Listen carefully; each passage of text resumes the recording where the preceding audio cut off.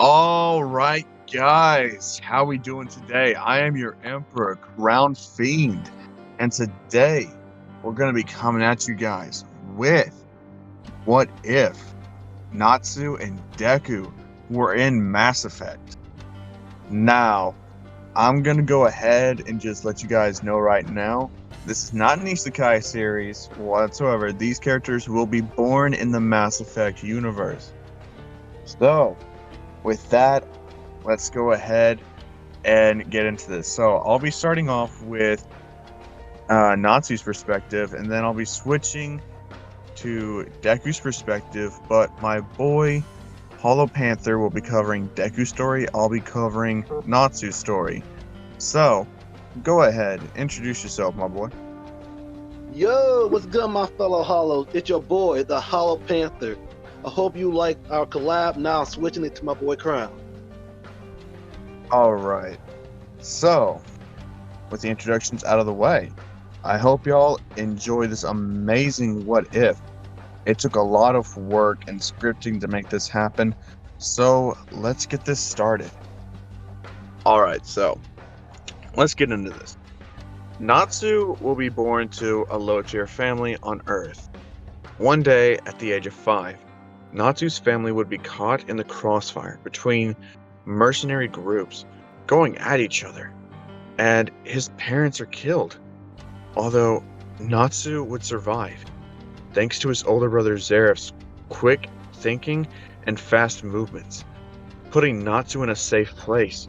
However, Zeref would notice a stray grenade. He would jump on top of it, which would kill him.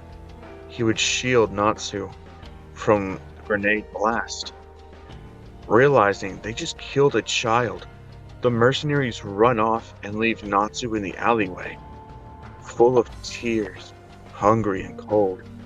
And to make matters worse, he's all alone. The biological son of Captain David Anderson and Inko Midoriya. During his younger years, it was just Deku and his mother. Deku asked Inko who was his father, and Inko said her father was a great man that would love you very much, Deku. Natsu would grow up learning language through some mercenaries that took pity on him, and they've been teaching him. They teach him how to fight, shoot weapons, read and write, how to talk a bit better, and most importantly, they teach him how to survive. This was not just a random group of mercenaries, however. This group of mercenaries would be called Fairy Tail. And they were like family to Natsu. After all, it's all he's ever had now. Years would pass, and Natsu would carry out several missions, to be a part of several assassinations, to be a soldier in other planets' wars. He was gaining notoriety, and at the age of 10, he was feared throughout the galaxy. Even the Krogan feared the name Dragny. Alright, meanwhile, Deku and Inko were spending time with each other. Deku was at the age of 10. In the distance, a blue-skinned woman wearing a blue armor with a sun on her chest, and watching them, and she was looking at the window, and she sees just a mother and her son. The blue-skinned woman said, "Wow, just 2 people? This is going to be easy." So she called her student and said, "Maya, there are only 2 people in the house. Be on standby for my orders when I'm finished." And Maya said, "Yes, Aurora. I'm on it." So Aurora used her shockwaves to break down the door and pointed her scorpion at Deku and Inko and said, "Just give me the boy and no one gets hurt. This is my only warning." Inko said, "No, never." I'm never giving you my son over my dead body. Aurora said that can be arranged. So she put her gun in her mouth and pulled the trigger. Blood was everywhere. And Deku yelled, "Mom, no!" with tears flowing to his eye. So Mara just said, "Kid, shut up and come with me." And Deku screamed, "No, you heartless bitch!" Aurora said, "Who the hell you calling a heartless bitch?" And hit Deku with her shockwave, knocking him out. When he wakes up, he sees a man with a military suit, and Deku turned around and see Aurora laying on the ground with a bullet in her head. And Deku says, "Who are you?" The military man says, "My name is Captain David Anderson." And Deku asked, "What happened to her?" Anderson said, "Don't worry about it. All that matters is that you're safe." And Anderson took Deku back to the Normandy and told Dr. Chocolate to check that he had any injuries. So the doctor checked on Deku injuries, and he had a minor concussion. So Anderson checked on Deku and asked what was his name. So Deku said, "My name is Izuku Midoriya." And Anderson said, "Midoriya? I knew a woman with that last name. Her name was Inka Midoriya." Deku said, that was my mother's name." And Anderson said, "Was?" That's when a soldier would give him the report of Inka Midoriya being found dead in her home. Anderson would look at Deku and say, "He's all alone." And they would run blood tests to try to find his father, and would find out that Captain Anderson was Deku's father. From there, Deku will live with Anderson and be raised on the Normandy until he will be enrolled in UA Academy, also known as United Alliance Academy. Couldn't save his family of mercenaries from dying. Natsu was full of anger and hate. He kept pushing forward in battle. With his biotics, he was invincible, right? That's what he had always thought. Seeing as how it was everything he had, his strength was keeping himself alive. However, he couldn't save all of his family. When the battle ended, there was only one person left standing. It was Natsu. Everyone else on either side was dead. Natsu, covered in blood, felt the pain of losing another family. This was all he had left. There was nothing else for him. He collected all his family's tags and went to bury them properly. Time would pass, and Natsu, being around 15 at this time, was in a bar and listening to music. There, he would see a woman that would catch his eye. However, he'd see some guy with her, chatting about stealing something from the Alliance. Natsu decides to tell them, because the guy, he looks like trouble. Plus, he has a pretty good idea on who the girl is. All their tattoos is a pretty obvious giveaway that her name is Jack, wanted for several different crimes, from theft, kidnapping, and even murder. Even though she's the same age as Natsu, she's from a world that's similar but completely different. Natsu tells them, making sure he's not noticed. They start breaking into the armory. That's when the Alliance soldiers started swarming the place, and the guy threw Jack at them and ran. Natsu jumped down, and with a biotic charge, he slammed the guy into a wall and went running to get Jack, and grabbed her and ran away. The soldiers chased, however, Natsu and Jack would get away and hold up in Natsu's apartment. That's when Jack would ask Natsu, "Why'd you save me? What happened to the guy I was with?" Natsu would look at her and say, "Well, he's probably been arrested by now. After I beat his bitch ass for throwing you to the military and trying to run. He used you, Jack, and I wasn't about to let you go out like that." Jack would say, "But why?" Natsu would say, "Because you're hot, and we're pretty similar. No families of our own, and nobody to really hold on to." Jack would look at Natsu and say, "We're nothing alike. I had everything stolen from me. You just lost everything in a fight. Natsu would slam his fist on the table and say, "Don't you ever go there with me. I was in a fight for my life. I tried to save as many as I could. They all just died. Some of them right in my arms. It gave me a life and taught me how to survive. So I don't want to hear shit from you saying that I lost whenever we were set up, wiped out. They were stolen from me. And I'll never give up until I kill all of the Blue Suns for what they did."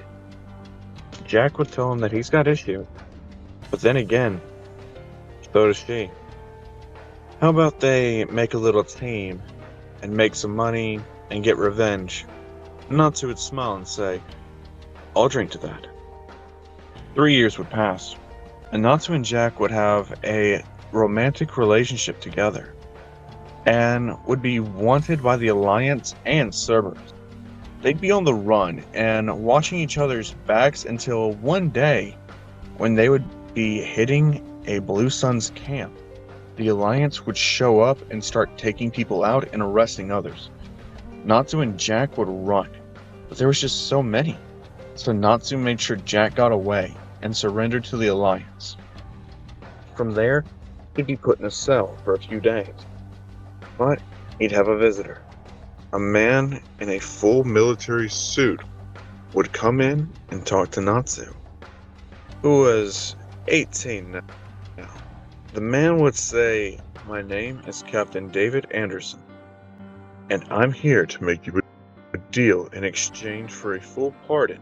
Since you were only killing outlaws and being a soldier for hire, we want you to join the Alliance military. Or you can rot away in here for the rest of your life. The choice is yours." Natsu would take a deep breath, and he would agree to Anderson's terms and would enroll into the United Alliance Academy, or UA for short. While that happened, Deku was training to be a great engineer. Deku was at the age of 18.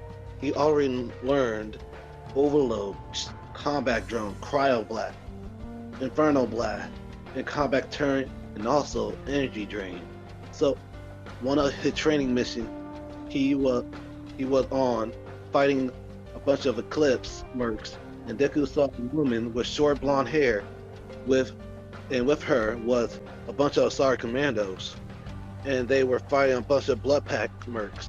So Deku and his team went over there and saved them.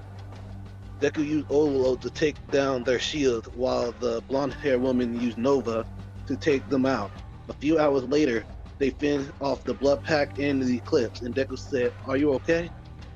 And the blonde woman said, "Yeah, thanks to you." Then Deku said, "Who are you guys?" And the blonde-haired woman said, "My name is Cora Harper, and this is my team, Talon's Daughters." And Deku asked, "Talon's Daughters? What type of alliance group is that?" And Nasera said, "No, we're not alliance group, we're sorry huntresses." So Tasia said, "Nasera, calm down. He probably didn't know about us, so don't chew him out like that." So Kadia said, I'm sorry about Nasera. She gets like that when someone confuses us with alliance." Then Vensa asked Deku, asked him, "Who might you be?" And he said, "My name is Izuku Anderson. It's nice to meet you guys." So a few months later, Korra decided to join the Alliance military and say goodbye to our old units. So Korra teach Deku combat training, the way of the Asari huntresses. A few days later, Deku saw his father and said, "Dad, what are you doing here?" And Korra saluted to Captain Anderson. Anderson said, "Addie's Harper." Anderson said, "I want to introduce you to our new recruit." And Deku see a boy the same age as him with pink hair and blue eyes. And Deku says, "Hi, my name is Izuku Anderson. What's your name?" The pink haired boy said, Where am I room at?" Deku said, "Hey, I asked you a question." Suddenly, the pink haired boy hit Deku with a shockwave and cracked his neck. It said, my name is none of your damn business. So the best thing for you to do is leave me alone. Deku said, really, man? You didn't have to do that. The pink-haired boy said, just stay out of my way, you bastard. After that, Natsu would begin to walk away. However, his path would be blocked by a woman with short blonde hair, saying that he's going to state his name and apologize to Izuku. Natsu would tell her simply to get out of his way or he'll move her. Then Natsu would recognize her. He'd say, well, if it isn't Cora Harper from the Asari Commandos. I thought you didn't want to be part of the Alliance. So what are you doing here? Cora would look closely at Natsu and say, oh, hell no. What is somebody like you doing here? Everyone on Izuku's squad would look confused and ask Cora, what's she talking about? Cora would say that's Natsu Dragni. He's one of the most dangerous and deadly mercenaries in the galaxy. He's killed so many people, from humans to Krogan, Turian, Asari, Quarian, and Baturian. Natsu smiled and said, yep, that's me alright. Now how about you be a good girl and get the fuck out of my way? I'm going to sleep. And alright, that's going to be the end of part 1. I know this is a bit of a shorter video, but still, I hope you guys enjoy, because this has definitely been a lot more of a quality type of video than quantity, you know? And this series is going to get longer, but we do have to keep scripting more and more, so I hope you guys have enjoyed this video. I'm going to let Hollow exit himself out, and then I'm going to go ahead and close out this video here. So Hollow, say a few words. So thanks for watching this video. I hope you do love this series, because me and my boy Crown really love the Mass Effect series, and the Mass Effect Legendary Edition is coming out tomorrow, so we can't wait to play that game. And I want to wish all the Emperor, the Fiends, and my fellow Hollows a great day. You heard the man.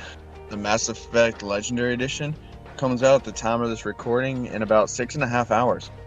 So I hope you guys are ready, because once that game's on my console, you guys are going to get some content from that. I'm actually going to be doing a playthrough, so I hope you guys will enjoy this. As always, I've been your Emperor, Crown Fiend. And to all the Fiends and Hollows out there, I hope you guys have a great rest of your day. Emperor's orders. Peace.